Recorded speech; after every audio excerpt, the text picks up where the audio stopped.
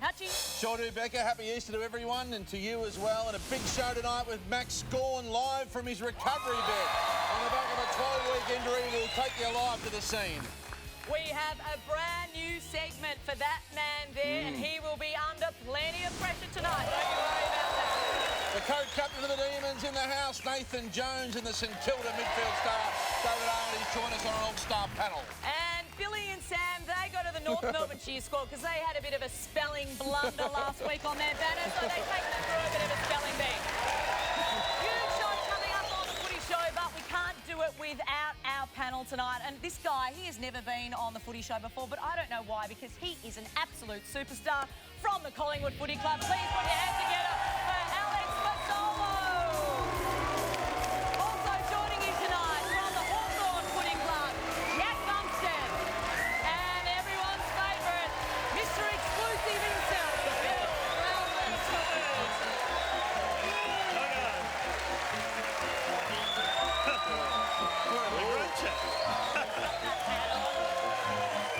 I like it. Very... Oh, we've got a big crowd in for Faz too. We're in trouble. He's got the swagger. He's brought his family. Fired up and ready to go. Team Fazzolo is filling the grandstands tonight. Great to see. Welcome to you, Faz. We'll get to you in a moment too, Jack. Good to have it all fresh-looking panel, plus the king of the exclusives, Bill Brownless, in the house. But time as always, for the biggest honour in Australian television to introduce our next man. 300-game Geelong Hall of Famer, Team of the Century, VFL AFL champion, 40-year television legend of the small screen. Ladies and gentlemen, give it up for the one and only John Sammy Newman.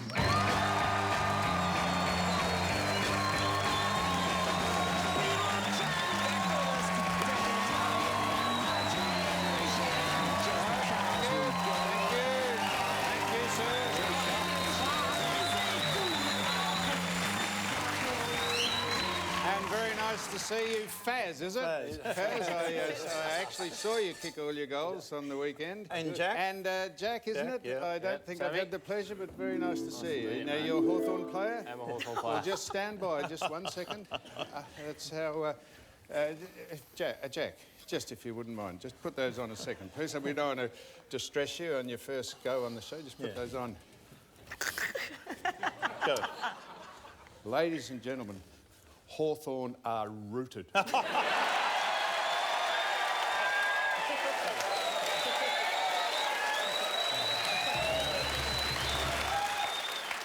if you're into rhyming slam, they're cattle trucked. A little bit of... But we will... thank you, Jack, please. A little bit of respect.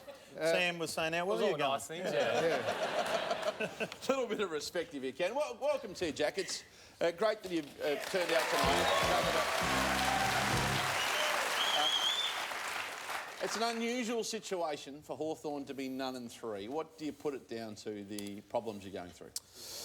Yeah, there's been a few of them, Hutchie. There's, I guess, the new players that have come in. It's taken a bit of time to gel, and I guess it's on the back of, I guess, the older players out there not doing the basics well. It's fumbles, it's cough-ups, it's just simple skill errors that are turning the ball over and coming back in our face. And our second halves haven't been great either. So there's a few things going on, but yeah, we're ready to get out there Monday and turn this around. Jack, you just sort of touched on something. The critics are saying that it is really your core group that need to step up, that have been so successful, such successful players, but you haven't been able to do that next year. And you're amongst this group, and it's hard to say this. I mean, asking Cyril to step up because he's a champion player. We'll see some vision of Stratton as well making some mistakes. You're in there as well. Isaac Smith making some mistakes. What is it? You say the team needs to gel, but you guys have actually been playing for a hell of a long time together and it's a very successful team. So what is going on? Yeah, absolutely. I totally agree with you, Beck.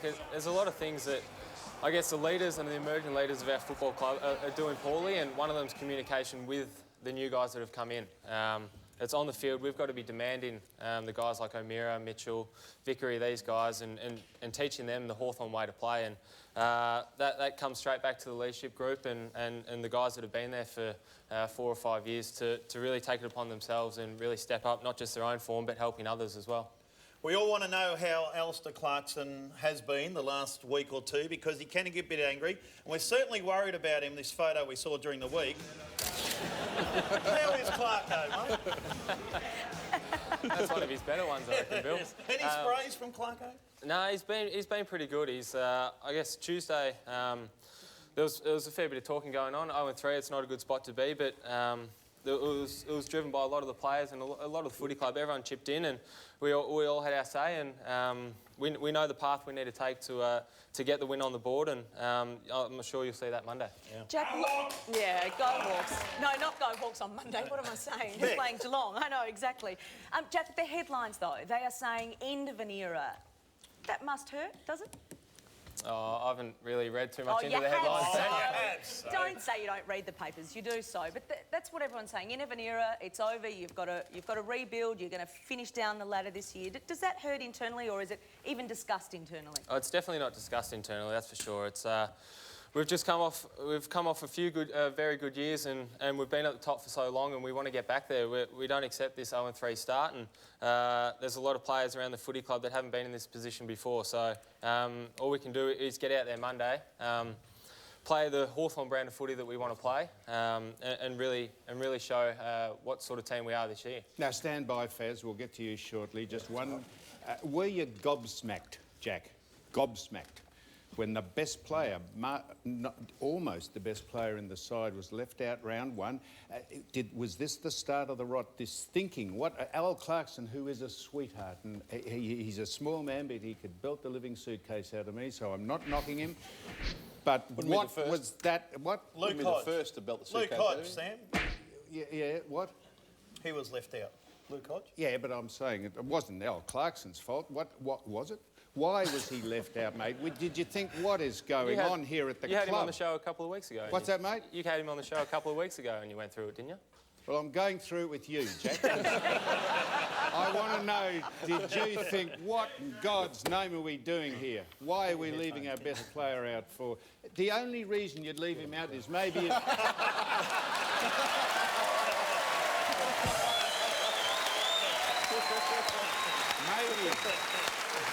The only reason maybe... Hasn't been there since. The only reason maybe you'd leave him out if he maybe upended the janitor out of the club rooms at Waverley or something. And even then, would that have mattered? No chance. Hey, interesting one for you. Your dad is one of the most senior AFL executives in the competition now, Ray. He is, yeah. And he is the executive that's leading the AFL negotiations with the players. And we saw the controversy in the last 24 hours that his latest offer is not deemed good enough by the players. Yeah, he needs to lift.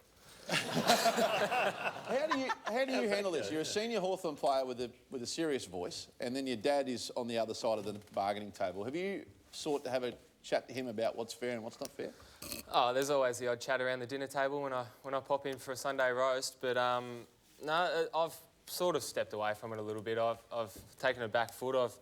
I've had my say, I guess, with him at times and asked a few questions and why it's stalling and why it's taking so long. But we've got a lot of delegates that are doing it well. Jack, your argument would be a lot stronger if you could get a win on the board, mate. So when Mum brings out the pie, you want a bigger piece, and he only gives you a little piece of the pie. Is that right? Yeah, something like that, Billy. Yeah. Oh, Alex Are you Fasolo. kidding me? Oh, yeah, are you kidding me? Alex Fasolo, welcome to you. Looks a bit nervous, didn't he? No, he looks just fine. I tell you what, it's a big occasion coming on the Footy Show your first time, and you know everyone's sort overwhelming. of. It is overwhelming. Look at you, he's totally overwhelmed. Yeah. What happened backstage? We get together and have a bit of a dinner, but backstage and what have you. You were sitting My in the green room. status was made quite clear. I was just out the back and I was standing next to the catering and one of the prop ladies walked up to me and said, "Look, if there's any leftovers, can you just whack it in a Tupperware container and put in the fridge for me for my dog when you leave?" She thought she you were thought I was the a catering caterer. guy. Yeah. I thought you You wanted to do cater. look like a caterer. Yeah. Thanks, Billy. No, but then he changed it to his suit and he's looking good. Yes. Hey, first win on the board for the Collingwood Footy Club. Collingwood. It was only by a point, but in terms of what you did up in Sydney, it was Buddy's 250th, there was a big fanfare and you spoiled his party, in particular you spoiled his party too, because you kicked 4 goals in the first half, if you don't mind. Yeah, no, it was really good. We were obviously under the pump after the first couple of weeks, so I suppose we could take a bit of a sigh of relief just getting over the line. And the boys played really well. We love travelling, and it was good to beat Sydney in a quality oppo.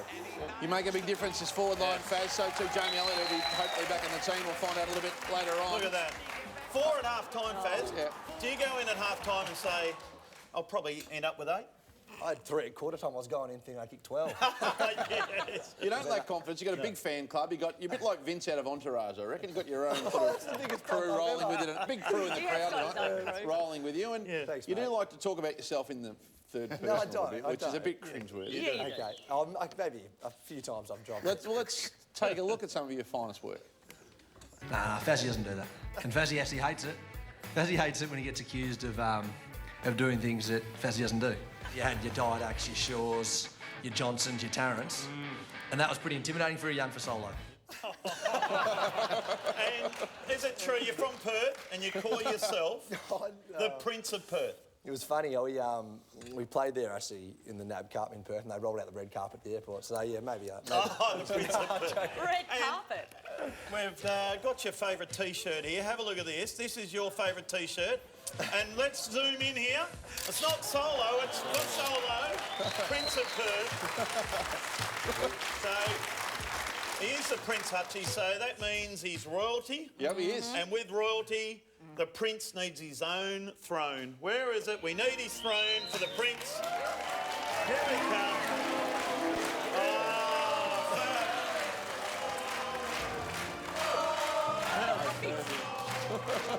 Oh, it's heavy. Jack's like, where is my chair?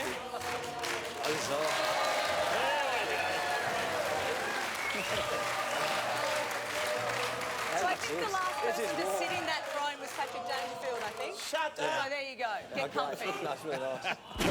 Settle in there, Faz, the Prince. Let's get into the first game. How good is it to have Good Friday footy tomorrow? It's going to be unbelievable. North Melbourne and the Western Bulldogs get one of football's great honours tomorrow. And the 2 changes in the North Melbourne team, with Thompson back in the side, will make a difference. Centre half back for North Melbourne. They play a scorned Western Bulldogs team off a loss.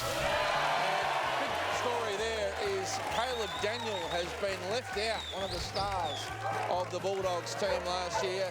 Plenty of depth. Dunkley and Smith, both premiership stars, get the nod. The story here, Travis Cloak in game 250 for the Western Bulldogs. Should be an absolute ripper on this occasion. Jack and Bill? Yeah, absolutely.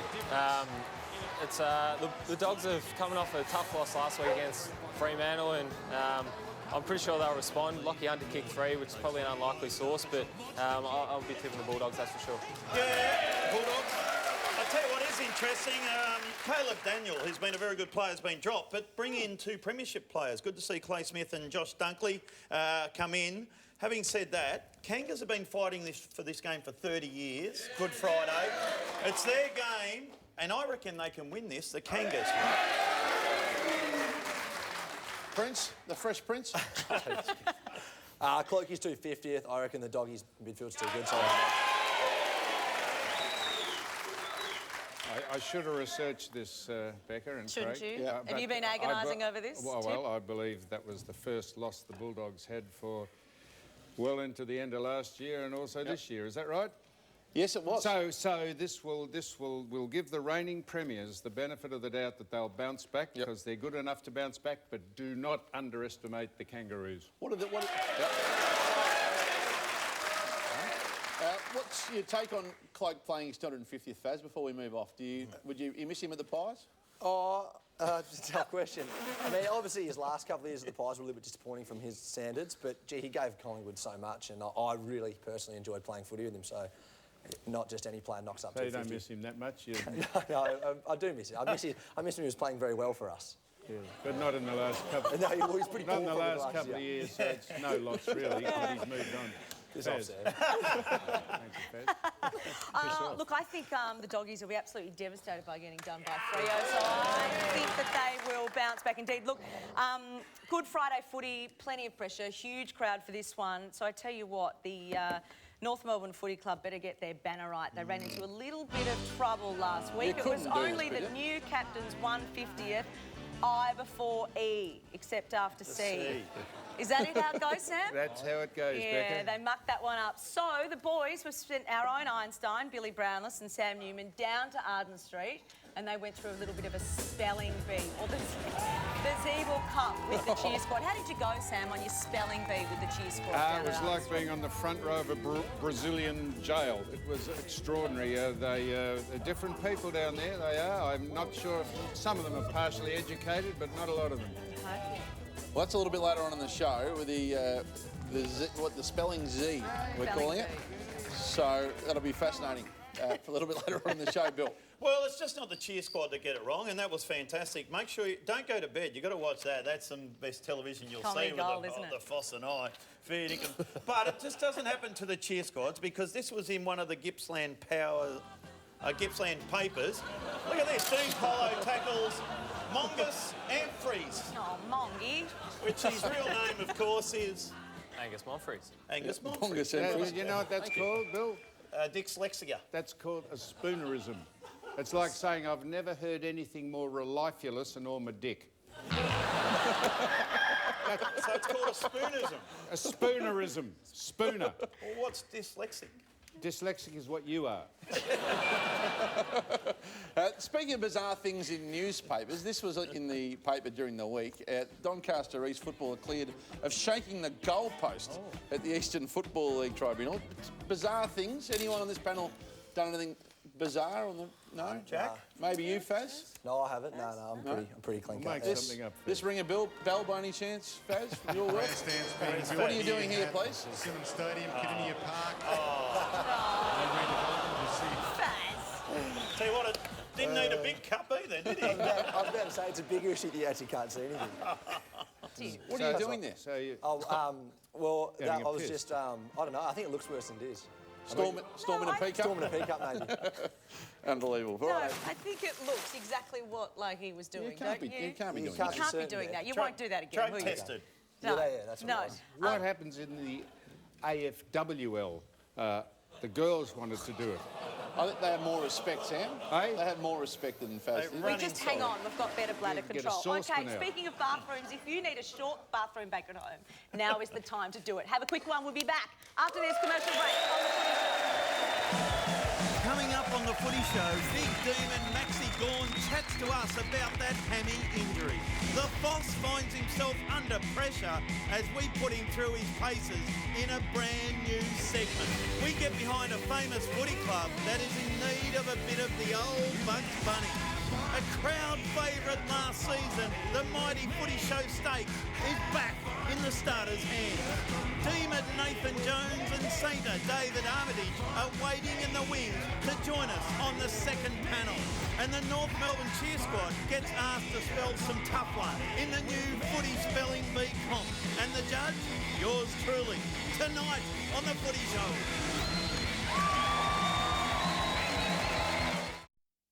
The Footy Show Stakes, brought to you by the North Melbourne Banner Crew and this Aussie favourite. I like vodka jellies. Oh, my name is not Dan Hannah.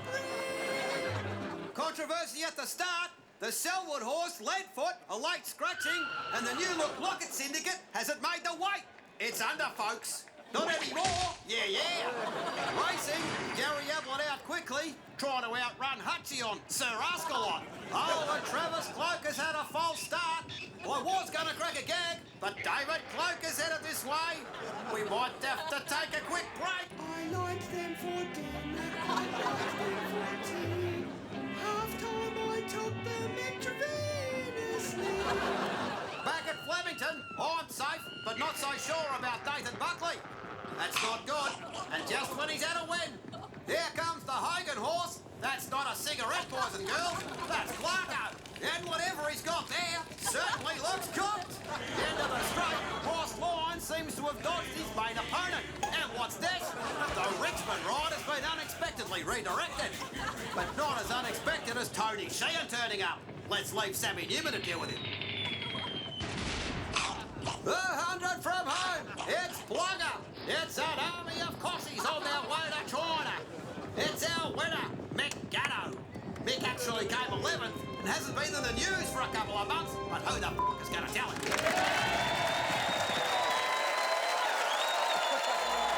Welcome back to the Footy Show. Great to have the Footy Show stakes back in 2017. Some very sharp humour in there, and Sam dropping some unfortunate bombs there on Tony Sheeran in the middle of the race. Now, stick around for later on tonight. This will be fascinating. Becca and I, Sam, are fascinated, and people think we make this up. Golf and you, and specifically putting and you. Yeah. You play 4 or 5 times a week. You're among the best tee to green golfers in the country, and you can't putt. That's true, I can't. At all? Yeah, no, my putting's not my strong suit. How many putts around a golf would you have? At least 40. 40.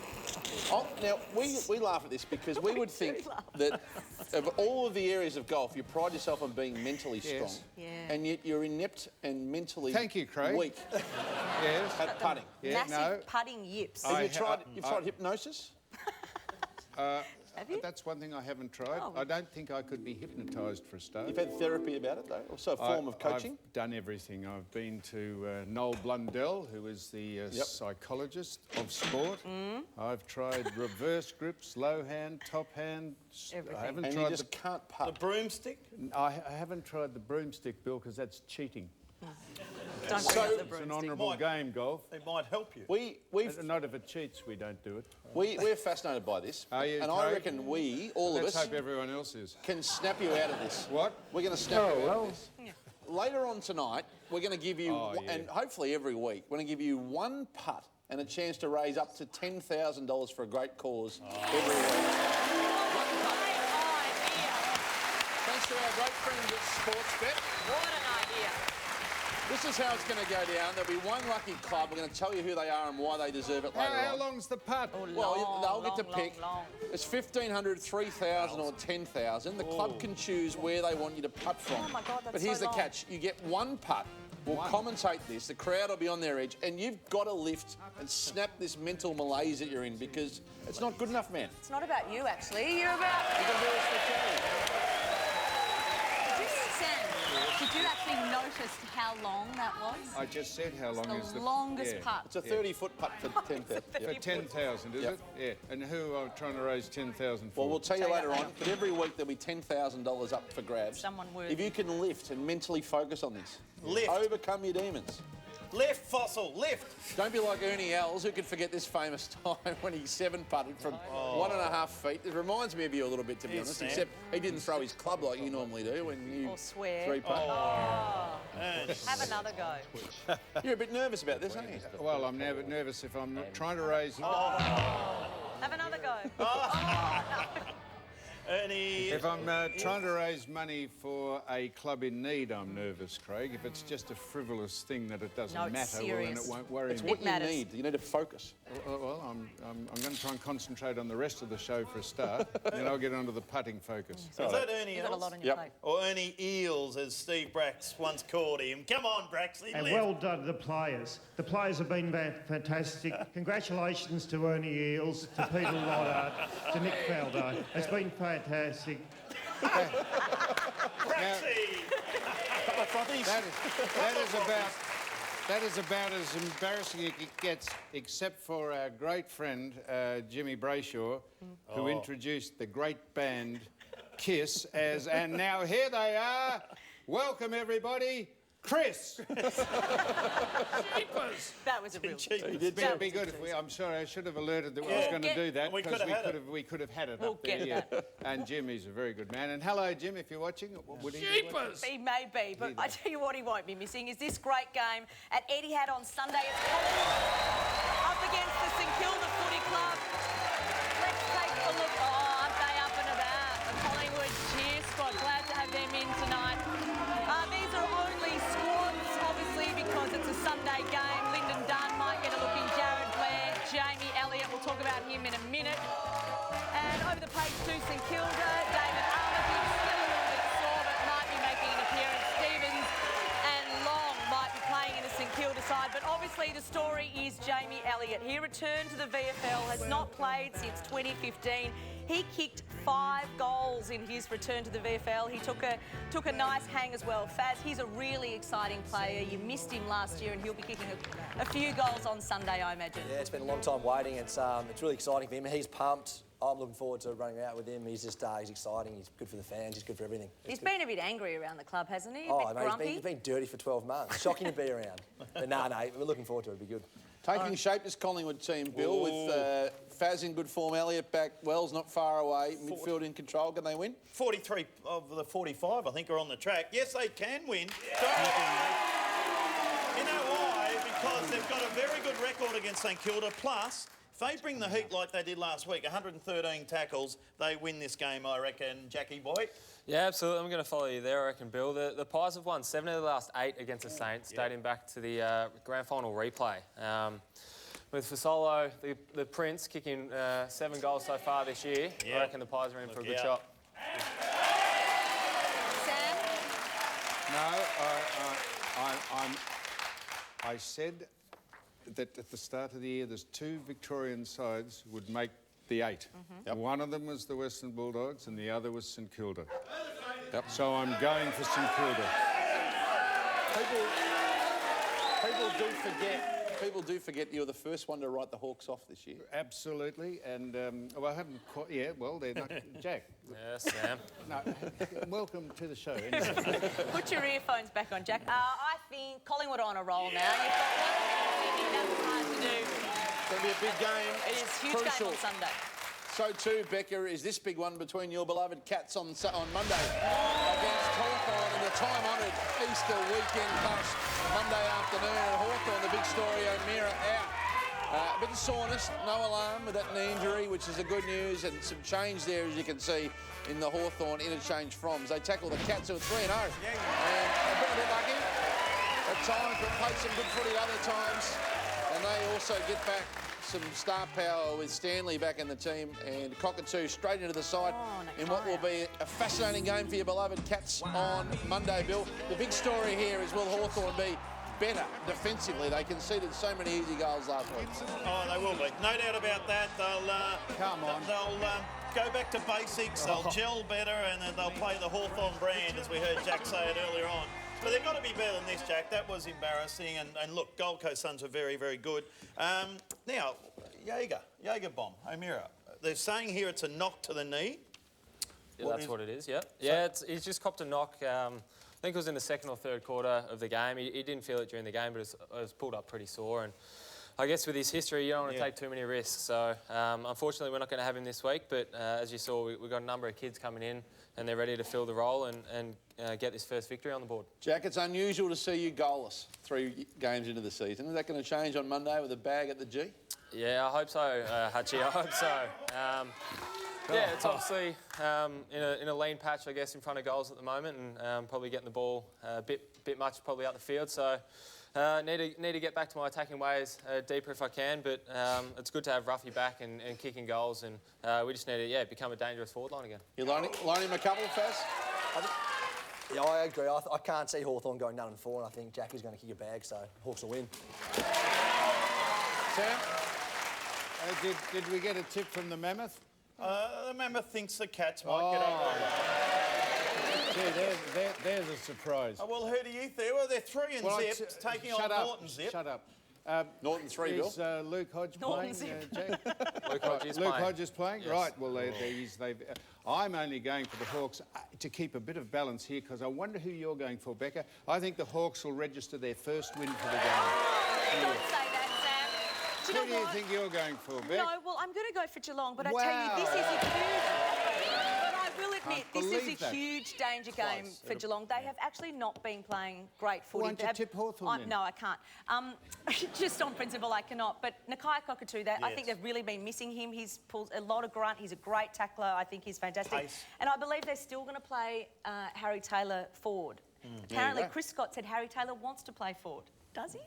Well, I've never seen Tomahawk, and it'll be interesting on Monday, take so many one-on-one marks. Normally there's Stratton coming over or Josh Gibson coming over. But with Harry keeping his man over there, it leaves Tomahawk to take some one-on-one marks. Yeah, but Harry can't get a touch. Be a ripping game of footy, no question. Now, last week, Sam, aside from the Gary Ablett controversy, you sparked another controversy for the show on your own. What did he say now? You came out here and you made fun of Dan Hanbury for not having a drink. We weren't part of this. And he took satire, grave offence and hit back on national television. This is what he said on Fox Sports on the weekend. You know, at the end of the day, all that commentary and whatnot's probably, you know, a little bit irresponsible and uneducated in my opinion. When I suppose you've got a lot of people out there that are dealing with different things, sort of both mentally and with alcohol and whatnot. And I think that when you look at that sort of side of the things, it's a bit disappointing. I mean, for me, that's not the case. Well, Beck and I'd like to distance ourselves from your comments straight off the bat here, Sam. We had nothing to do with this. I'd like to congratulate controversy Dan. You've got us into? I'd like to congratulate Dan for reverse parodying us. Feigning mock indignation at us saying for him to get back on the piss. He actually was having a go at us because no one could take offence at that, let alone Dan. He did take offence. Pardon? He took offence? No, there was mock indignation. No. And I'll tell you what, I wonder if Dan wandered up to the office of the President and asked Tim Warner to step down off the board after his illustrious news items. I wonder if he wanted Tim Warner to... It's a long bow to draw between those two. Well, if you're offended at saying to get on the piss as a joke, what about actually having your moral compass directed in every direction of their club? I mean, Dan, come on, mate. Yep. That is so ridiculously Dan wasn't false. happy and he's allowed to No, be. he wasn't. Well, No, I'm not accepting that. You're a bit loose. He wasn't offended. Dan, you weren't offended. I know that. So stop the bullshit. Sam, another very interesting revelation on the show last week was the fact that you revealed to us, and we actually do not believe you. We do not believe you said to us that during matches when you were playing, out on the ground at quarter time and three-quarter time, you were actually drinking. You had a nip of sherry. I don't know why you would think I'd make that It's up. not true. When I started playing football in the 60s, it was par for the course, if you like.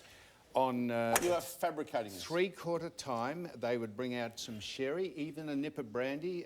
Some of the more illustrious and elitists took vodka martini straight up rocks on the side, hold of vermouth. But we used to have a sip just to get the cockles of the heart warm. Now, and we used to have, I didn't, but people used to smoke at half time. And on the ground at three-quarter time, used to suck on a dart. Suck on a dart. And I'll tell you what. Oh, Jesse's here. One day. Wow. One day we got into this. Is absolutely true. In fact, I'll get this verified. I've got someone to verify it. At half-time, one game when Bobby Davis was the coach, there was about 4 people smoking. There was a bloke smoking a pipe, and Bobby was addressing us at half-time, and he said, "Would you fair dinkum stop smoking? I can't see the back of the room for the smoke. Fair dinkum, put him out." That is fair dinkum. Well, we didn't believe you last week, and you were pretty upset at that. So you rang your good mate. You rang your good mate, The Fred Wooler, Premiership captain. 1963 Premiership captain. Your good mate, and you said you need to go on the record because my friends at the Footy Show do not believe me about drinking on the ground. And this is what Fred said. Fred Wooler. Well, as captain, I wouldn't have allowed that at all. That's a terrible thing for people to participate in. And again, you know, Sam might be exaggerating about this little incident at three-quarter time. Oh, Call it out, Sam! Oh, liar! Pants on fire. Pants on fire. Fred denied it. Fred I was believe the Fred. captain of 1962, the Premiership, and 64. And he has no recollection of it. Fred. You made up a story. You made it up. Why would you lie to us? Oh, so he can tell a story on TV and get his Fred, head on. I hope they've got another clip saying, "No, I'm only joking," because if not, I'll come around and punch your head in. Well, I'll save that from happening because this is really what Fred said. Sam is absolutely correct. We had a trainer who used to come down on the very cold days and at three-quarter time, it was only three-quarter time that I can remember, he'd come out and say, do you need a bit of a kick-me-up? And some of us accepted, some didn't. No, just a mouthful, but I think it just warmed you up inside. Cheers, Sam. Old habit never die.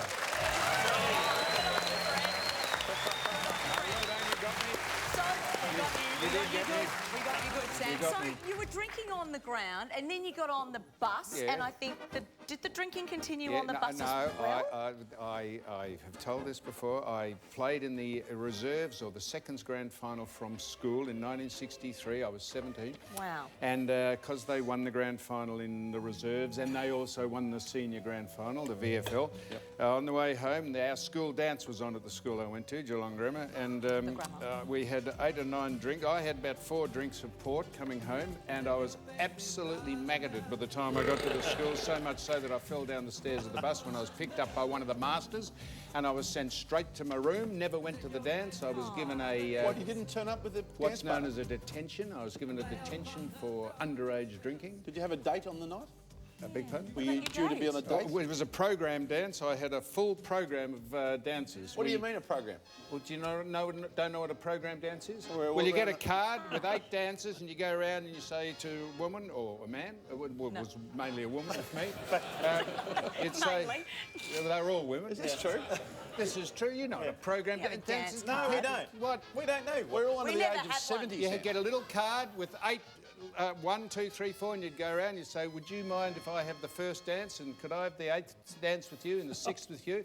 And you'd have a full program. And then when the music stopped, you'd move on to the second last. And hopefully you could work your way through 8 of them and strike it lucky with one of them. So you left 8 girls at the altar? Hey? You already had a full dance card? I did, but people covered for me. In fact, they smuggled them up to the room I was in. Okay. Well, it's time to move on. More footy show. Stick around for the one putt later on for $10,000 and a whole lot more ahead on the footy show.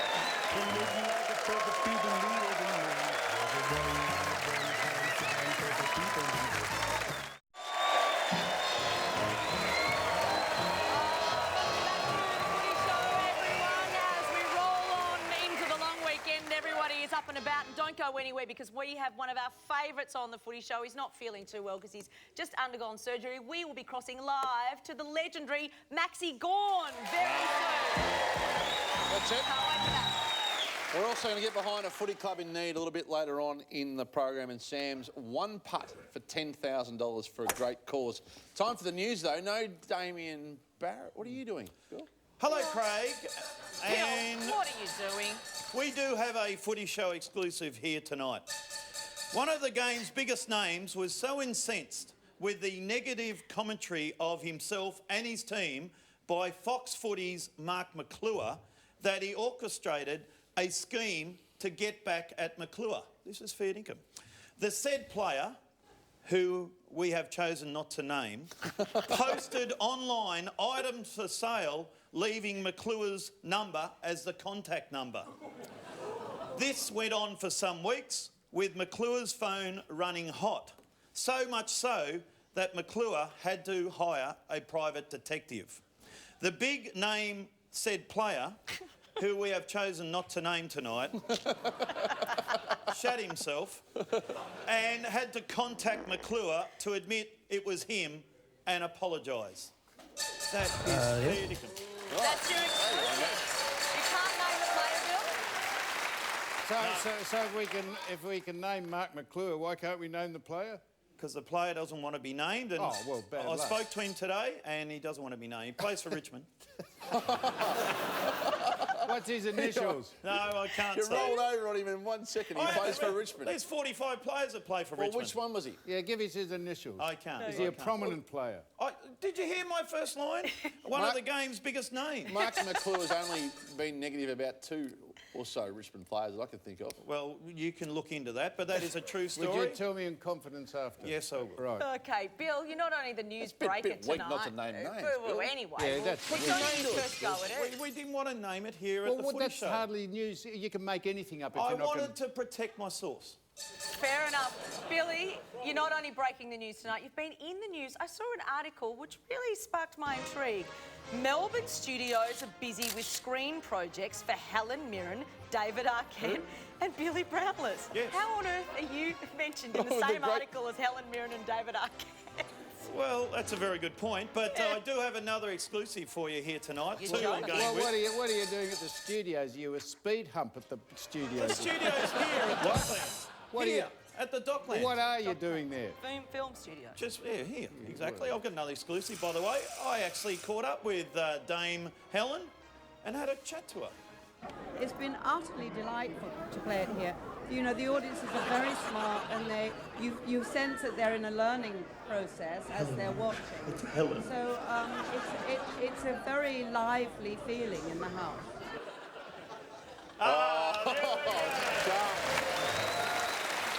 Sharp humour, Bill. What are the awards you win nowadays for that gold on Might be a TV? one-show only sort of news job, I think, for you. That's a true story about Mark McClure. That is a true story. Speaking of news, big week in the news for the ABC presenter who was shockingly removed from hosting the news after this happened on the weekend. Melanie Vukovic, ABC News, Mount Sylvia.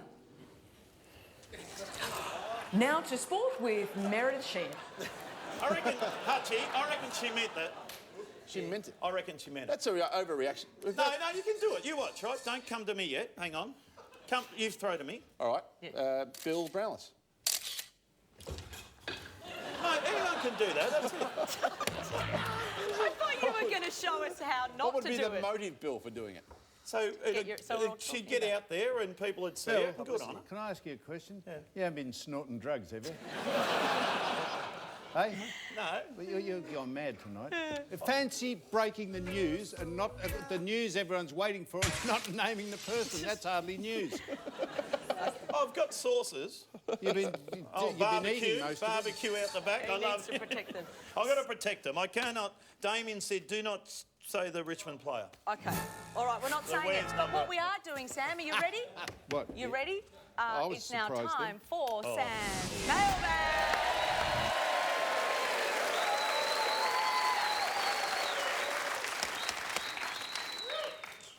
You make me nervous, Faz. From Dazza of Kennet River. This is...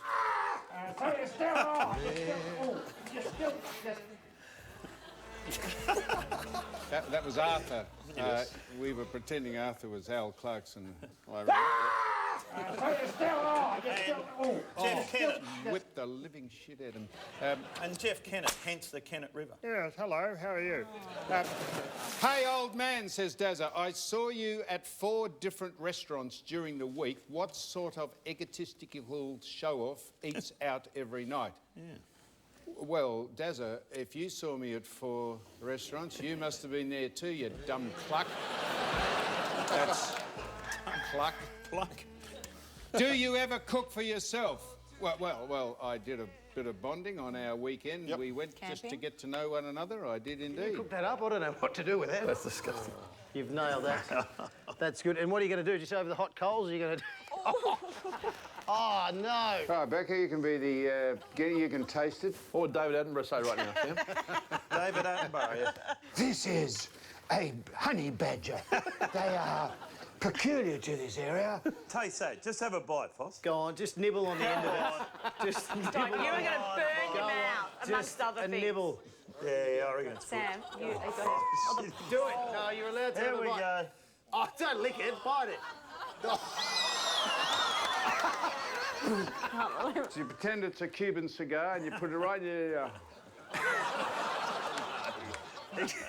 You got to bite. It's got coals all over it. Oh, it's one of the second group of sisters.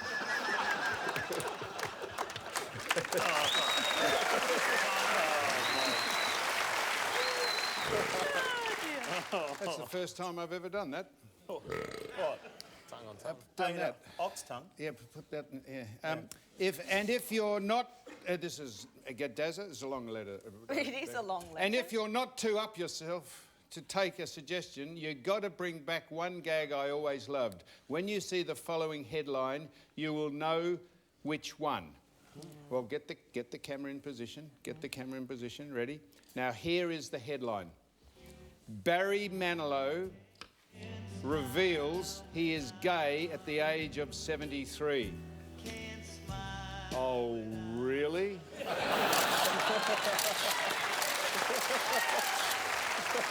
Have another go. Did I do the wrong camera? You just didn't time it right. Have one more go. Didn't I? Rob, you said... No. You said... Wasn't bad. Pause. Wasn't bad. Righto. It wasn't great. Yeah, did that a bit... Oh, which camera? Go again. Well, what do you reckon then? Right.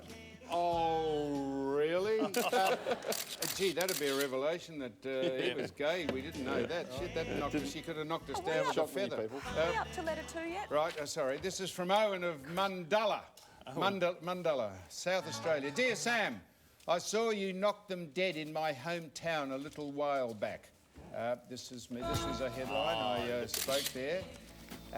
Don't get too carried away, though. This is what normally makes news up here. Now, before you think that's a picture of the vermilion-tipped kidney prodder, that is actually just a carrot. That made the news, so my headline sort of paled into its significance. With your appearances, that's appearances, is it true you sit in your car until you get paid? That's true, isn't it? That's true. That is absolutely Sam. that is not true. That is true. That it is not true. Now, Sam, we've all done gigs with you. Yeah. You sit in the car outside. You refuse to go until you're introduced. I tell you why I sit in the car. And then you get paid Nothing first. to do with that at all. In a brown paper well, bag. could I give you... This is why I do it. Could I give you an analogy? Just say you went to see, say, Frank Sinatra. Are you comparing yourself, eh? No, I'm giving you an analogy. If you went to see Frank Sinatra in concert, would you like to sit at a table for an hour and a half having something to eat with him, and then they say, and ladies and gentlemen, here's Frank Sinatra, and he gets up and goes and sings? You'd want him to come out, and the first time you see him is when he goes on stage. So you also want the big moment. You hide yourself because you're that big a star that you don't want anyone to see you before you walk out. He doesn't want the small talk beforehand. Yeah. But that's one of Correct. the reasons. But the other reason is because you don't want to get to know people until they actually see you for the first time. That's true, Bill, isn't it? No, you send me, Bill, you get out there and talk, so I do. And then you send Mouse out at half-time with my, when I start warming up my rubber band story. Mouse knows that's the time to go. And he gets you, who've been listening to the ABC classical music all night, and you walk in and bang, do 20 minutes, get paid and go home. It's well, that is embarrassing. spot on, Bill. What's revolutionary about that? Well, I'm still there drinking frothies for 5 hours. That's right, boring the shit out of everyone. And have you had more sugary? He says, I think that's meant to be surgery. Well, I know. But he says, have you had more sugary? Have you had more surgery? I saw a tube sticking out under your jacket. That alarmed me. This was last week. Oh, yeah. What was that? The bag. Give us some detail. Well, that was because these two numbskulls here refused to throw to a thing that would have made that relevant. What was it? No, to almost colossus. What's the plural of colossus? Colossal. Colostomy. Colossi, is that it? Or colossuses? Well, he said, what's the plural of colossus? He said colostomy, and I was going to show you, because I have one, I was going to show you what a colostomy bag is, and I can do it now. That's what it is. Oh, you don't. Sam, you don't. Oh, no. And I've been a bit nervous tonight. I've been a bit nervous tonight. Do a Bear Grylls. I'll drink that later. Maybe you should get one, Faz. Give it to Faz, yeah. No, hang on. He needs that. He drinks his own. Just got to plug it back in, because if I get excited and I leak, Craig, it'll be all over you two. You see why we didn't do the joke last week? Right, and this is from Crackers of Brighton. Crackers. Dear Sam, what is wrong with On the Couch? Everyone has weird body shapes. Look at Brownie's massive head and tiny shoulders. That's not wrong. That's real. That is Brownie. He's got he's got very sloping shoulders. He looks like an avocado. But got a very strong, rugged, brutal. It reminds me of that now. This is true. We haven't doctored this up. It reminds me of the Chief when he was on last year. Now look at the size of the Chief. The Chief. He's a big man. The chief. Are you kidding me? The chief looks like he's eaten a springbok. Now, that's why I say, in all terms of endearment, he looks like a silverback. A big ape, doesn't he? He does, a big man. He looks like a silverback, one of Uganda's national symbols. He'll be angry at the moment. Hey? Oh. I don't know what is wrong. Hang on. We're finishing the letters here. But I don't know what is wrong there, but I do know what is wrong at Hawthorn. I'd put the headphones on, Jack. Just put them on. This is the new Hawthorn theme song. Jack, put them on. Well, fuck me, look at Hawthorn. You could sink in us a fork. We've got drubbed and we need a gin. Donald Trump has had more wins and less score. Down the ladder we go diving. Now things really getting on. 3-2. Boris stole us to the Suns. May have had a new one done. Shit out, we're flogging out that hole. Contribute to Sam's mailbag and lift the stand a little bit. Video Box 9, Melbourne, Victoria, 3001 or 9now.com.au/AFL Footy Show. It's not time to say goodbye to our first panel, is it? Already? Is it? Oh, no. Put your hands Very together for sharp Alex work. Fasolo and Jack Dunstan.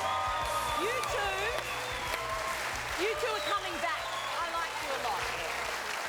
Well done, Jack. And Faith, good luck on the weekend. Good luck to Jack for being a good sport tonight. And the Hawks will be back on Monday. Don't worry about that. Bigger and better than ever against the Cats. Nathan Jones, David Armitage still to come. And Sam's date with Cutting Destiny ahead on the Footy Show.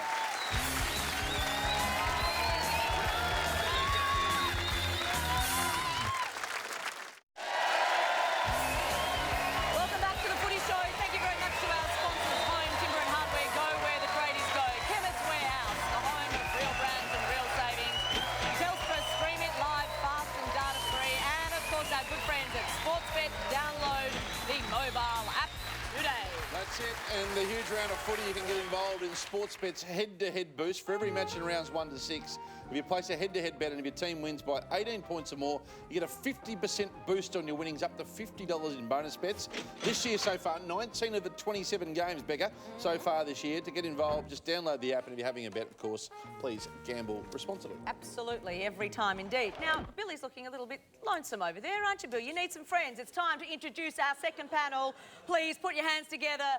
From the Melbourne Footy Club, Nathan Jones, and from the mighty Sainters, David Armitage.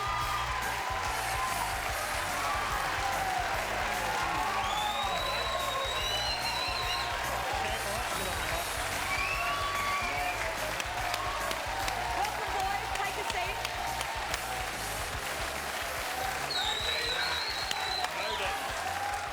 Oh, the crowd's... Melbourne cheer squad in tonight. Go D's. Nathan, welcome to you. So glad to have you in tonight. But the first question I have to ask you is, honestly, how did you not beat Geelong? Yeah. Breaks my heart to say that, but I tell you what, you should have won that game. 5 goals up. You should have been a half. Should have won that game. Well, you got to kick straight to win. So, You do. Unfortunately, we weren't able to do that. But credit to Geelong, you know, they hung in there and ended up getting the job done. Well, your scoreline was 13-19. Do you actually think missing goals is contagious? If you miss a few early on, does it spread? Well, it definitely did last weekend. Yeah, I was one of the main culprits, kicking 0-3 myself. So, yeah, we did struggle, and we sort of spoke about that at quarter time. You know, just trying to address that. If we could get one on the board, hopefully that would swing the momentum. But unfortunately, we couldn't. Couldn't capitalise in particular with our domination, probably the third quarter. And yeah, and as I said, credit to Geelong, and Selwood and Danger got on top in that last quarter in the first probably 10 minutes, and yeah, we couldn't get over the line. Costly not having Jordan Lewis and Jesse Hogan. Much has been made of that. As the co-captain, do you seek to talk to them about their actions, or do you just get on with it? No, we just get on with it. I think both of them were pretty remorseful.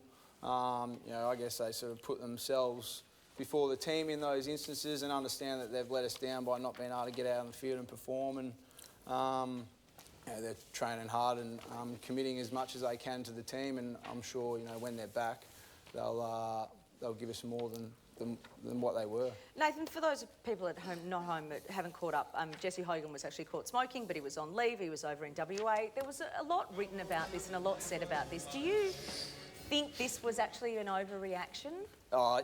Personally, yeah, I do. It's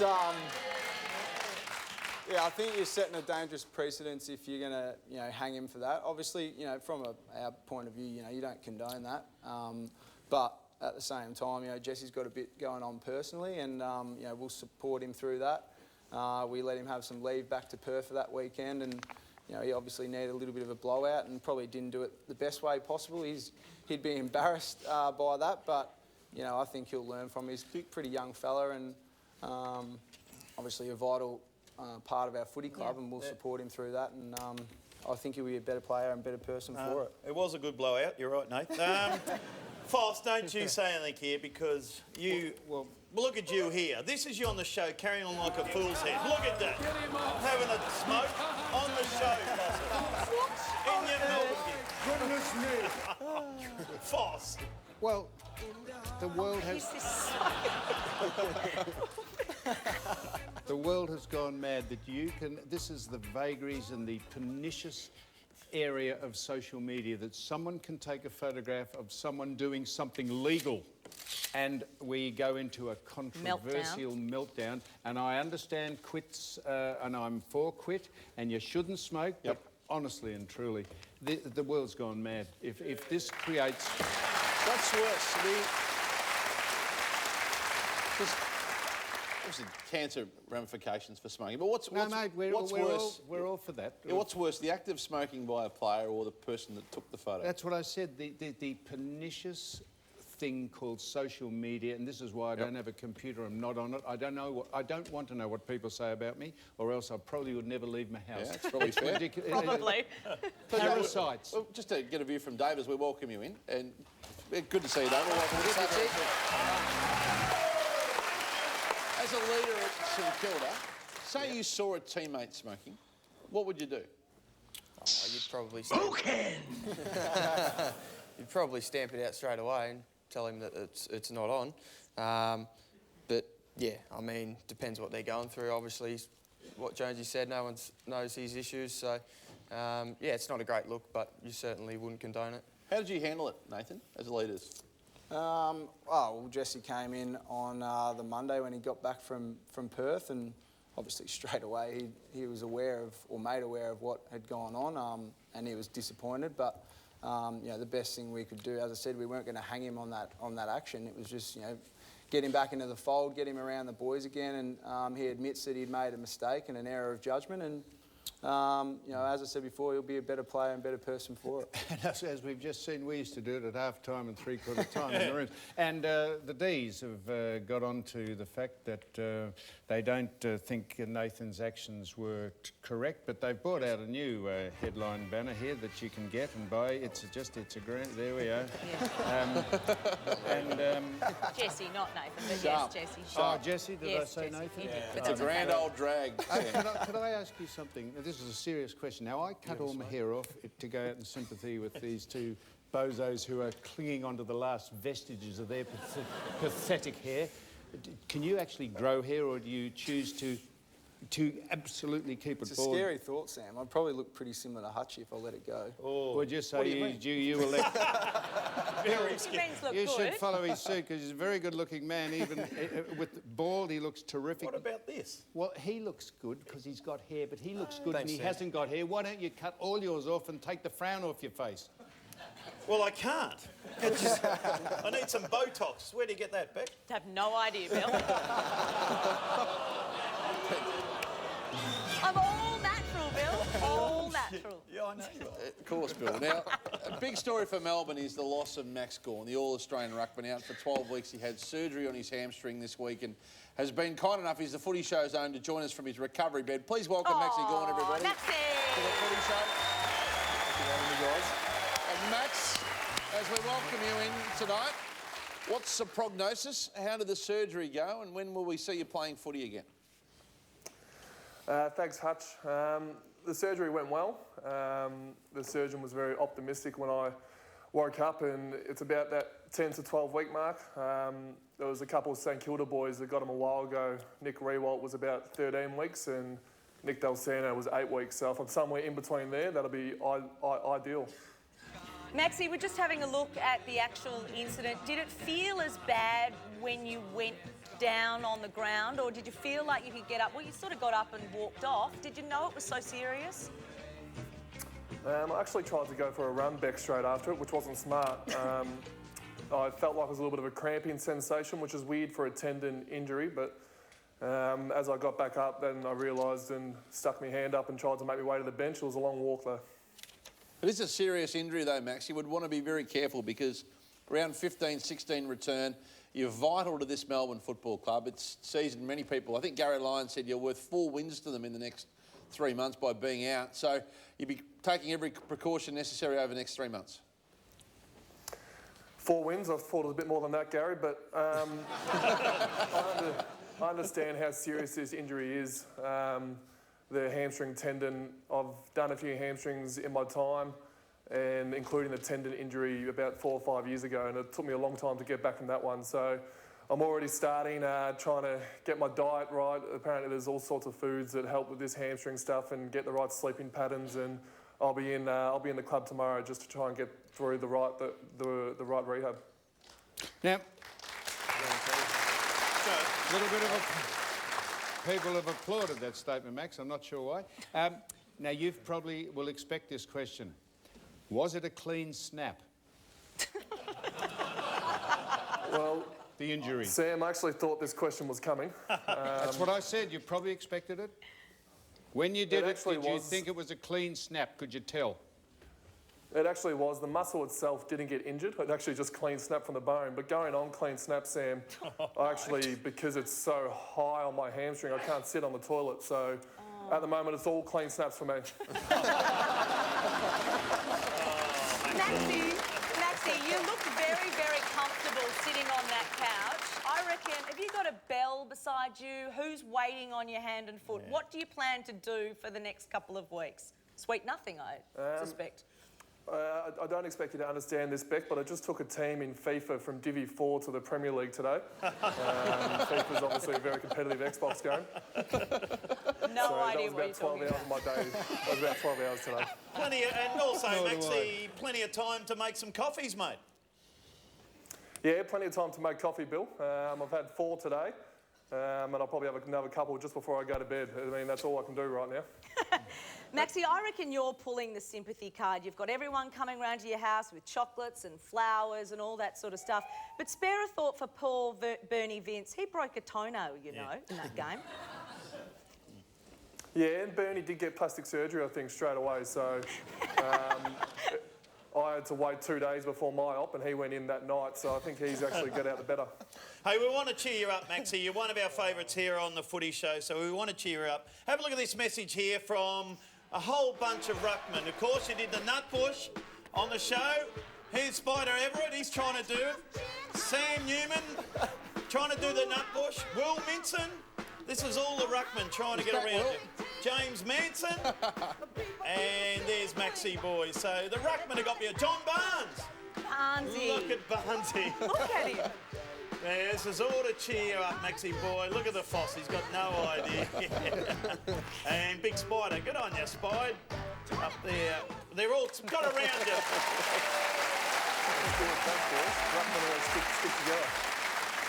How's Big Jake going to go, actually? Big Jake, the new ruckman. Are you happy with your replacement?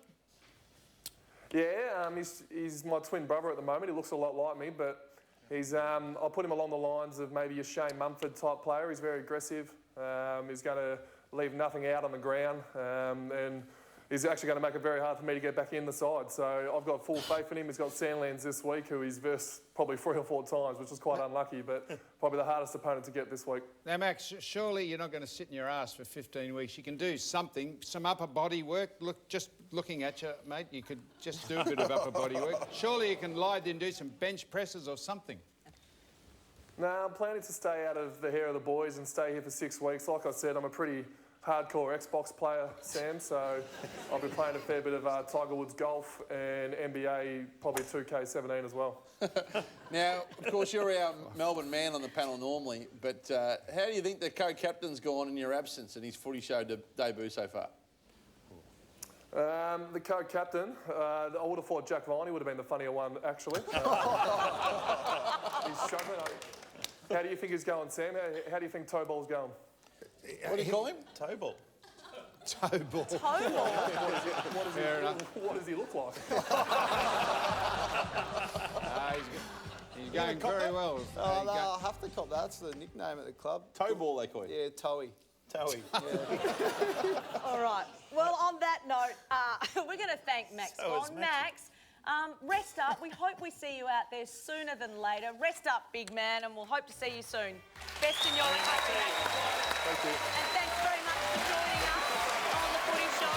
One of the great characters, Becca, of AFL Love football. Maxie. And thank you to all the ruckmen for getting in the spirit of things too. Some of the greats John of AFL Barnes. footy. I didn't recognise him. John Barnes. Spider Everett. Yep. Yeah. Joining into the nutbush. That's right. David, as I said, it's good to have you here. No such hair issues with you, David. Got the early days of the mullet coming along nicely. Well, welcome along. Good to have you. St Kilda better last week. Rough start to the year. And Nick Riewoldt. Nick Riewoldt's story is unbelievable. Career over potentially only 2-3 weeks ago. He had 28 touches and he changed the game on the weekend. He is the most durable player in your history, surely. Yeah, I agree, mate. He's, you know, he went from nearly missing the whole year, potentially career-ending, and then ended up training that week and coming back. And he's obviously a really resilient player. Plays through a lot of pain with his knees in the past, and he's so mentally strong as well as physically, you know, demanding of himself. So he's a freak of a guy, and you know, he does pretty well against Brisbane. Kicked 9 against them last time and had another good game. Now, I mentioned this at last when he was injured. He went down to Grant Thomas's estate. Grant has started up a rehabilitation clinic down at his estate down on the coast. He went down there and fixed him in a week. Got him into the surf like those horse trainers take the horses in. Yep. Got him around his cutting trees down and doing stuff. So Grant Thomas would be almost responsible for the great Riewoldt coming back. All right. That was just a bit of There you go. information for you. Statement. There's a good question there. Is Nick Riewoldt the best St Kilda player ever, David? Well, in my opinion, he is, because I haven't really seen the guys that are up there play. So I would have to say, yeah. There'd be Plugger Lockett. It'd be certainly up there. Baldock, Ian Stewart. Ian Stewart. Yeah. Robert Harvey. And the Robert Harvey. Baldock, Stewart and Harvey would be the big three. We'll ask the question on social at AFL Footy Show. Of course, you remember some of those from back in wartime, Sam. I played against all of them. Early part of the century. What do you think? I played against... It's too subjective to say that, Well, mate. of course it is. That's an opinion. Just go with it, Foss. Well, you'd have to be good to beat Darryl Baldock, the late Darryl Baldock.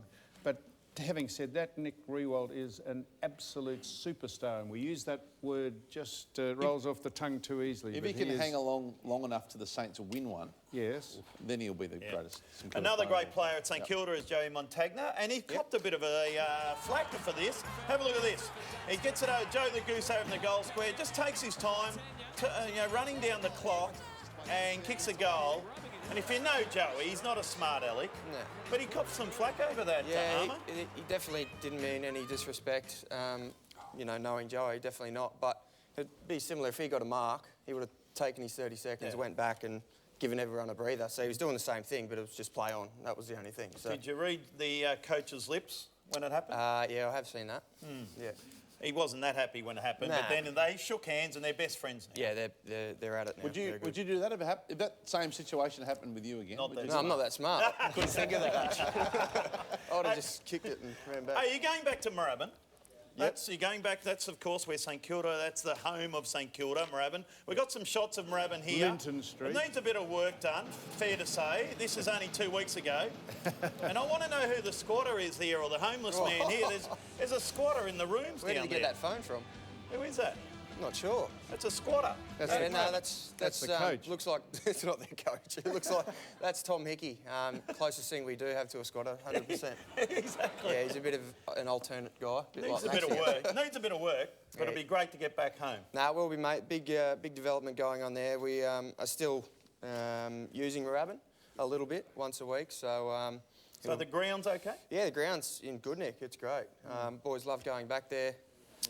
And yeah, I mean, I don't know what the time frame is. Maybe 12 to 18 months we'll be back there. And yeah, it's been a long time coming, I think. Be a popular move, I reckon, by all the St Kilda fans and players alike. Right, speaking of famous football grounds and clubs, one of the biggest in the country, in the VFL at least, 100-plus year history, 130-plus year history is the Port Melbourne Football Club, which has been fighting for its, basically for its survival in the off-season. And Rebecca Madden, or Beck, is in the crowd with their legendary coach, Gary Ayres. Oh, absolutely. I just find myself among some football royalty here.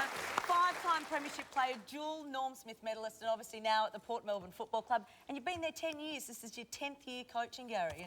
And great success. Yeah, that's right, Beck. Thanks very much. Look, firstly, we'd like to thank you because obviously you went out and bought a membership ticket last week for us, so that got the ball rolling, and because you actually bought one, I think we've actually doubled our membership in a couple of days. So let's go backtrack a little bit. The club's so successful, one of the oldest clubs in this state, but you've run into real financial difficulty, and we're talking real financial difficulty, aren't we? Yeah, we are. The previous board left, I guess, the new board with 300 grand debt, so that's pretty tough for a club that is a standalone, and all the, I guess, the VFL clubs that are standalone are doing it pretty tough. But even though we're 300 grand in debt, we actually thought we'd get on the front foot and be really positive about it. And the players and the coaching staff decided to actually play and coach last week, which was round one for nothing. So it was a really good day for the club. We won, which was even better. That is even better. That is even better. So you're doing your bit. How can we all help? Well, first and foremost, being able to be on the show, I think, is just terrific for us, really. You know, we are grassroots, and you sort of look around the panel there, and you got Sam and Bill, and of course Jonesy, and obviously everyone started at community level footy, I guess. So it's so important that we keep the standalone clubs going, but also, too, more importantly, the VFL. We know there are alignments and things like that, but we think we can always bat above our weight, and we've been pretty successful, as you said, and we want to stay around for another 143 years, really, and it'd be a shame if we couldn't continue. So what can we do out there? If you've got any affiliation or you love your grassroots footy, what do we need to do? Well, certainly buying membership would be really handy. Well, that's simple. It's pretty easy. They range in price from $35 to $70 for an adult to $140 for a family membership, and we're trying to get to 1,000 members. I think we're almost at 700 since last Friday, so if we get another 300, it'd be great. Yeah. It's an all-time record for us at the minute, even just having 700, so 1,000 would be good. All right, well, do you know what I reckon we can do? Make up the difference on the footy show tonight. We've got not long left on the footy show, but I reckon we've got some really great supporters around you and want to keep grassroots footy its very best. So all the details on your screen there, portmelbournefc.com.au. All the boys are in tonight around the table. We've got the captain here, Toby Pinwell, superstar players all around this. So these boys need to keep playing, and we need to keep Gary Ayres as the senior coach of the Port Melbourne Footy Club, don't we? We do, Beck. Thank you very much. We do. Absolutely great to have you in tonight, Gary. And just quickly, when did you get rid of the mullet? Jeez, Beck, it was probably when Billy started losing his hair, I reckon, so it might have been about the late 80s, I think, back in those days. And then you've been putting some white tips in it as well. Yeah, I'd probably say it started turning when I started coaching Billy, I reckon. Oh, well, Gary, it's terrific to have you in tonight. Before you go, Gary, yeah, good one. Sorry to jump in, Becca. That's all right. What a great cause this is. One of the great institutions of Australian football, the Port Melbourne Footy Club. It's $70 to buy a membership, 700 memberships at the moment. We want to get behind it as a footy show fraternity. portmelbournefc.com.au to do your thing. Some of the greats of all time have come from there, Sam, and I reckon you should put your money where your mouth is, first of all. How many memberships are you good for? Well, we're good for 10. You got 10? We'll individually? 10. We'll buy everyone on our show, our regular panel one, so that's 10. Yep. And I used to go down to the VFA and watch the great games between all the sides, and if we do it for no other reason, it's to the lasting legacy, he's still with us, is Fred Cook, who was an absolute superstar of that competition. So if you like what Fred did for VFA football and you like the fact that he won a few premierships for Port Melbourne, buy a ticket in honour of him. And of course, Gary himself. Very quickly, Gary, before we let you go, you're one of the legends of AFL football with your beloved Hawks, and then you coached the Cats, and you were the one that ended Billy's career, and you sacked him as a player, is that right? Yeah. I think he might have actually ripped his ankle then, Hutchie, I think, so, yeah, no, he just couldn't go, the old fella. I think he was gone. What happened, Bill? No, that's not true. He sacked me. 198 games, and I went to see Gary. He was the coach, of course, and I went in with an A4 bit of paper saying how good I'd be for the club and 2 more games at 200, and had about 10 very good points, I thought, Hutch. And I walked in, and as he said, sit down. I said, all right. He goes, I'll cut to the chase, because that's a very honest coach. We're not going to renegotiate your contract. That's it. Yeah. And he said, you got anything to say? I said, no, sure. That's fine. Gary is getting behind him. Port Melbourne Footy Club, the spelling bee. Mighty Borough. There Still to come on the Footy Show right after this. Stick around. Spelling bee up next. Thanks, Gary.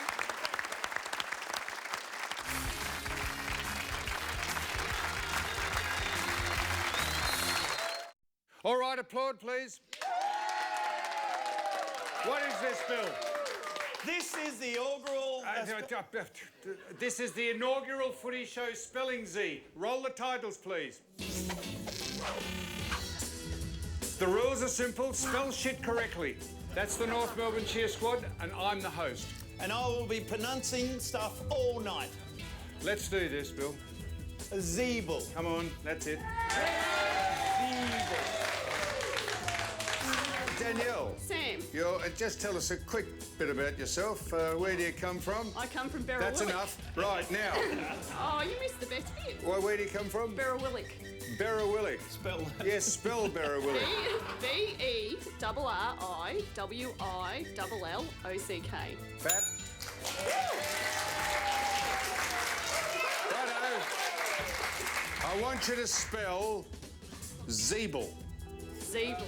I'll put it in a sentence just to make it easier. Okay. Zeeble is your f***ing captain. Right? Spell Zeeble. Zeeble.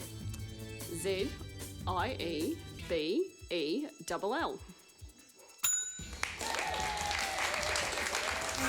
Righto, Dot. A little bit about yourself. You're partially educated. Excuse me? Spell North.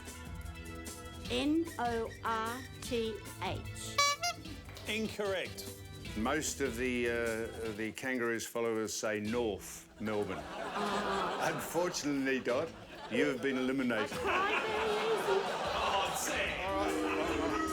Quickly, just a little bit about yourself. You got any siblings? Oh, yeah. Hey? Yeah, a couple. Who are they? What do you mean, who are they? They're my siblings. Just a minute, the judge is looking up sibling. Could you spell Sirakowski? Have a crack at it. See if you can get some of the letters in any order, just for a start. Sirakowski. Sirakowski. What do you think the first letter would be? S. Well done.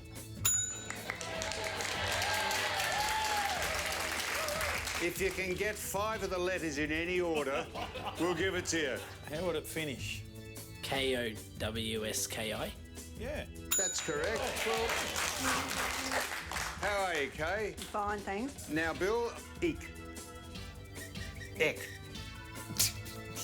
Ick or Eck? Wells Eck. Eck, is it? Who played in 1925-1926, Kay. You would have been there. And his name is Wells Eck. I'm not sure that is the correct pronunciation. Do you know the Eck family? How do you know that's how I he know says Mr. and Mrs. Eck and the whole Ecken family, mate. I'm sorry about that, Kay. That's all right. Oh. Wells Eck. Give it a go. Measured Yes. and I think it might start with E, I think it might be C-K-E.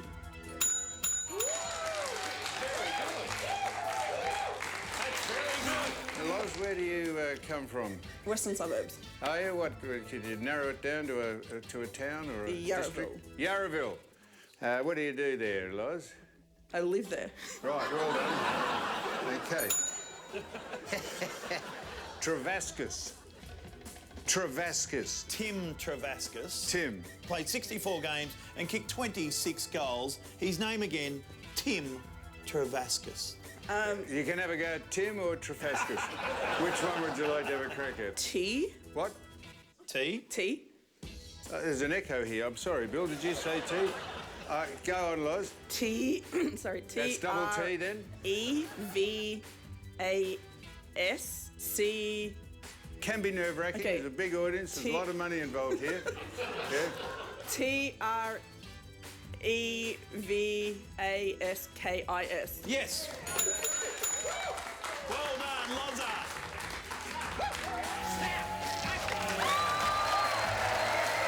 Oh, that was the 2017 Footy Show spelling Z with the finest. Bill Brown, you're in great form there. And you're in your element, weren't you, Sam? Telling everyone how to do everything. Okay, round 2 next week. That was round 1, would you believe it? No. Got a second round of There's that not coming another up. There is another round. The Bill. biggest problem we had was that all those names that had H in it, they all said H. And we had to rule, they were ruled ineligible. They were ineligible. Cracked them, didn't you? Let's get to the game on Saturday at the MCG, shall we? It's a 1:45 start.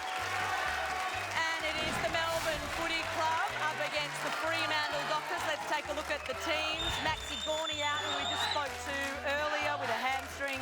Tim Smith omitted. Oscar McDonald omitted as well. In comes Jake Spencer. He has a mission indeed. And Tom Bugg. If we flip over the page to the Dockers.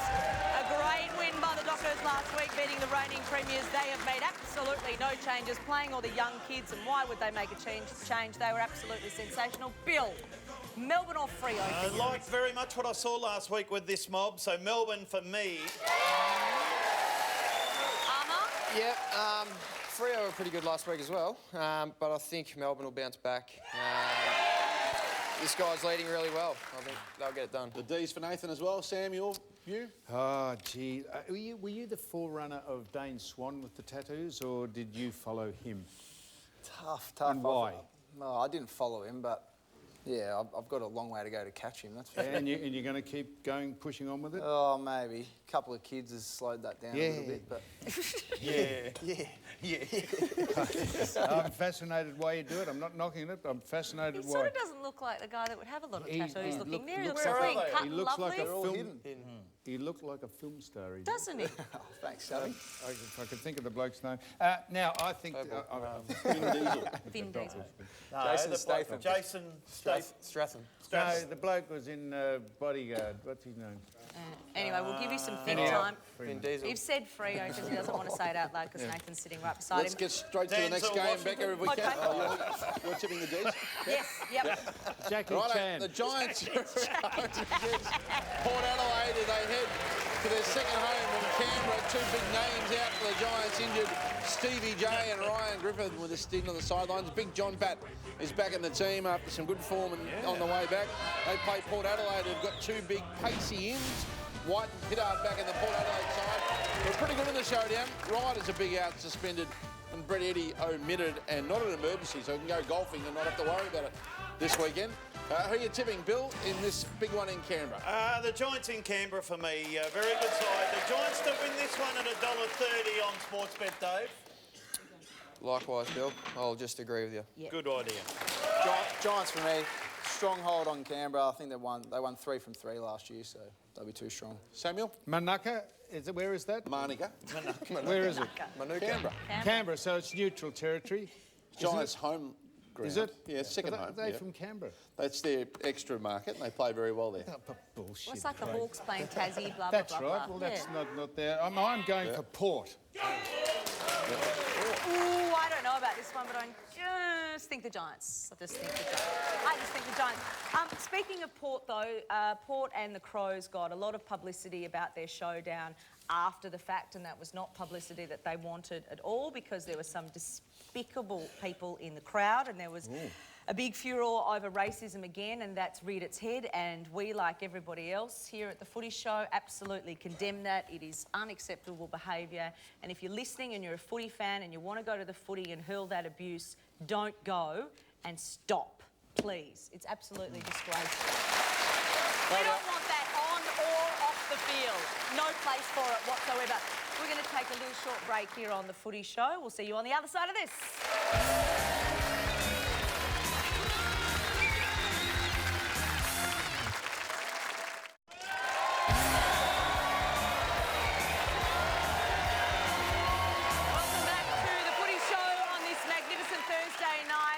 couple of segments ago, we spoke to the great Gary Ayres. He's got all his team in here from the Port Melbourne Football Club. The club's on its knees at the moment financially. They're winning games, certainly, but the club is on its knees financially, so they need you to buy a membership. That is the details there, portmelbournefc.com.au. $70. I think they start at 40, so 2 packets buy of a cigarettes. membership to save one of the oldest clubs in the VFL. So get on board. Let's take a look at Saturday night at Adelaide Oval. It's Adelaide up against the Bombers. Let's take a look at the Essendon side. Out goes Mitch McGovern with that hamstring injury. In comes Troy Menzel. Let's take a look at the Essendon side. Heath Hockey has been omitted. Martin Gleeson omitted as well. In comes Green and McKenna. Look, this will be a fascinating game because Rory Sloane and Tex Walker have been absolutely sensational, and when these two get together and when these two fire, the Adelaide Crows will not lose. And how about Tex on the weekend, kicking goals from about 50 and 65 metres out, Bill? 70 metres out at the end. This man here, he is a superstar, hard as a cat's head, but also very, very fair player. He'd be up there with Brownlow. Here it is here. Look at Tex, waltzes around from 70, puts the game out of control. Adelaide win. Well done. They're on fire, the Crows. Adelaide at home will win this one. Yeah, Rory Sloane is an absolute warrior, and their forward line will be way too strong. Yeah, you said superstar. Well, give us something new. Sorry, he did say warrior. That's a new word. He said warrior. Better than hard as a cat's head, Bill. Yeah, way better. I'll punch you in the head in a minute. Actually, I'll get easy to do it. He was tough. He was a tough man. He was What do you reckon, Nate? Crows for me.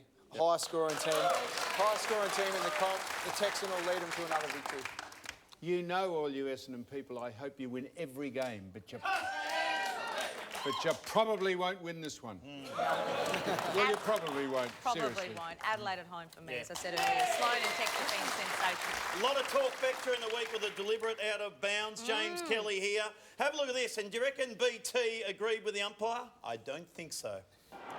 In the end, Kelly, cool head. Heads for the boundary line. Not going to get there. Yes, it will. Skips over. Simpson. That can't be. It can't be. It is. It can't be. It is. It can't be. It is. You got to love BT. Good work. He went like that to the umpire too, straight after it. Actually, speaking of deliberate, Joey Montagna still talks about that he reckons he has the worst one ever. What happened here? Here you go, Brisbane last year. Top. Kicks it straight down the centre corridor. And look at the bounce. It goes at right angles, and he still talks about this, that he's still spewing on Reckons this. it's the worst one ever. No, but What would BT say there, Bill? It can't be. no, but seriously, that is what's wrong. That is the major part wrong with our game. It's too clinically anal. The umpires are just not umpiring with common sense. No, it's human error. How hard is it to umpire a game of football and say that is deliberate? That is just absolute nonsense. Let's have a look at the Carlton and Gold Coast Suns staying ahead on the weekend. The Blues with a big win and the Suns with a big win last weekend. This has got new intrigue. Someone looking at two on the trot here. Palmer and Kerridge for Fisher and Curnow for the Blues. And, of course, the Suns who found some form. They lose Rory Thompson down back, who's a handy piece, and Leslie gets his opportunity. The big story in this game will be Mark Murphy, who's come back in ripping form. This goal symbolic of the touch he's found himself in for the Blues, and he and Gibbs have been at the forefront of this renaissance. Armour? Yeah, it's going to be a tough one, actually. We'll just pick one. Last time they met, Suns won by 54 points, so we'll go He's for that. happy with it. Suns for me. Suns. Carlton for me. And good luck to Zach Fisher, pick number 27, on-baller from WA, playing his first game. Carlton at home. Yeah, Blues for me. Sorry, I think I'd like to see Gazza and Murph go head-to-head. Gazza found a bit of form, and obviously, as you mentioned before, Murph's in white-hot form, so that could be a good matchup for Does the game. anyone ever go head-to-head these days? Yeah, it's becoming a bit more bit more common, really. Tagging has definitely gone out of the game, so I'm hoping to see that. What do you think, Sammy? About people going head-to-head? Yeah. No, I don't think anyone goes head-to-head. I think we all just play in any position we want to and try and get as many possessions as we can, half of them unnecessary. Now, I've tipped Carlton every game so far, so I'm not getting off them now because the day I get off them is the day they'll win. Probably. I'm going to go with you, Sam. Well done, Becca. Thank you very much, Carlton. For me, Sam, sad passing during the week. Just want to change tack a little bit. Absolutely. John Clark, who was, all the superlatives have been said about him. I knew John not well, but I had a bit to do with him. I had his book, his alter ego, Fred Dagg. He used to do the Dagg files on the ABC, and he was just a star and as sharp as a button. And as it's been said by the whole of the country, he'll be a sad loss. That's a cliche, but it will be. A brilliant performer, no doubt, and we join everyone in sending our sympathies to the family of John Clark. More footy show ahead right after this.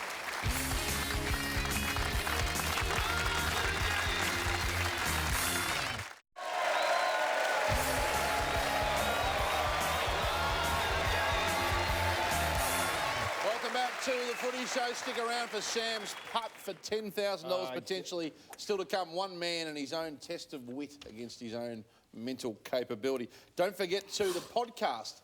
For the first time, the Footy Show Unplugged debuts. Sam's return to radio. Podcast. That's right, the Footy Show Unplugged, which will be available from tomorrow morning. And when download it on our social. We haven't done it yet, Sam. Not after the show tonight. 9.com.au. After the show, we're doing something? Yes, /podcast. He normally sits in the car. We'll give you an envelope before the podcast. Don't worry about that. Let's go to Brisbane and Richmond. It's up at the Gabba. It's the twilight game Sunday afternoon on Easter Sunday. Sit back and watch the telly for this one. Only squads at this stage. Barnett looks to be omitted and Bastanak Beams close. They've got a whole plethora of players to choose from. Over the page to Richmond. The Richmond Football Club, aren't they happy at the moment? They're up and about, a few changes there as well, but as I said, they're only squads because it is the twilight game. Billy, do you think Brisbane can win at home? Yes, I do. I think that Brisbane can win this at the Gabba. They play really good footy at the Gabba. Their midfield is very, very good. I don't know if you'll find a better midfield than Zorko, Beams and Rockcliffe. So they win at $3.10. Armage. Armage. That's a new one. Yeah, I think I agree with you, Bill. Oh, you do not? Don't follow me. No, I do. Brisbane at home. That's How why. are they going to win? Why? Why? Because they have an awesome midfield. That's why. Tigers for me. Nice one, mate. Yeah, I'm intrigued to see how they're going to stop Dusty.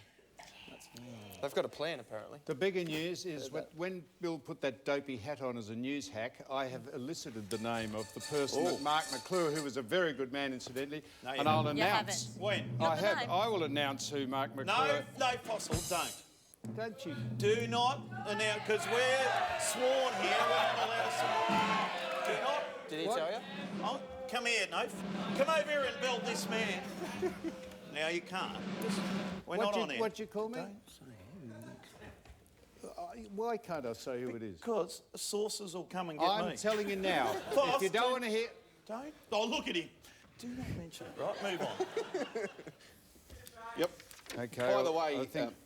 I think Richmond and that person who I won't name, I think they will kick a lot of goals, all of them. Okay. You know I'm going to say this, Dusty, Richmond. Yep, no doubt. By the way, that's for the podcast a little bit later on. That's yours. So, in keeping with the rules, that's the cash for a little bit later on.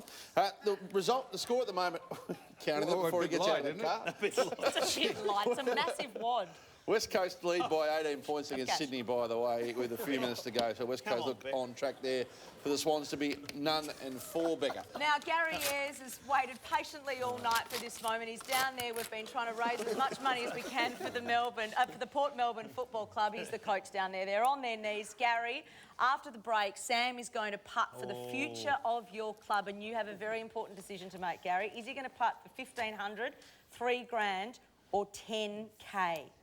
Well, we're pretty positive, Beck, down there at Port, so we want Sam to go for 10 grand. Sam Newman, after the break, will putt for 10K to save the Port Melbourne Footy Club. No pressure. Did you think it was nerve-wracking before? If I miss, I will, from 30 feet. Yeah. Gary, Have a look at those big teeth. Let's have a look after this on the Footy We're Show. going to have a break. You warm up. Get yourself...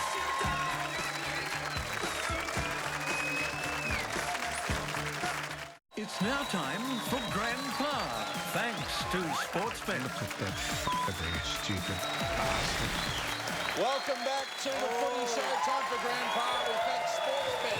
That's right, Sportsbet for their wonderful support. If you want to enter your club, by the way, and putt for $10,000 each week, jump on to 9now.com.au/AFL Footy Show for your chance. One putt, one man with his own mental demons. And at the Port Melbourne Footy Club here, Gary Ayres, wonderful team he's built behind him. And $10,000 is on the line here if Sam can conquer his problems, which is putting. Yeah. What do you reckon, everyone? Get behind him. Any chance? So Gary Ayres chose 10 grand, so that's why you're standing so far away, Sam How are you Newman. feeling, How Foss? are you feeling?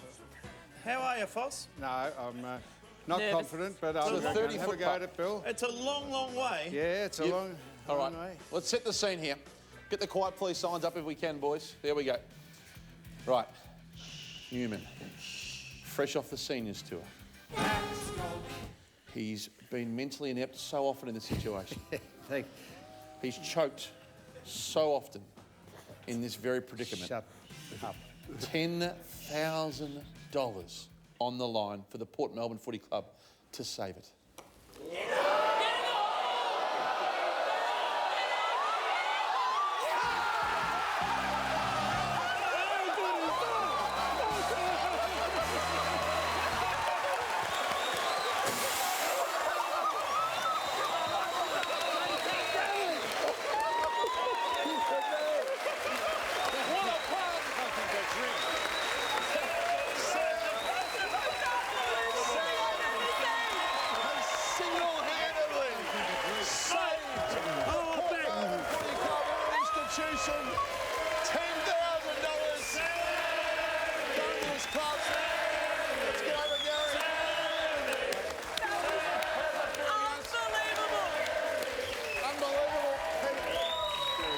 Fantastic. What do you think about that?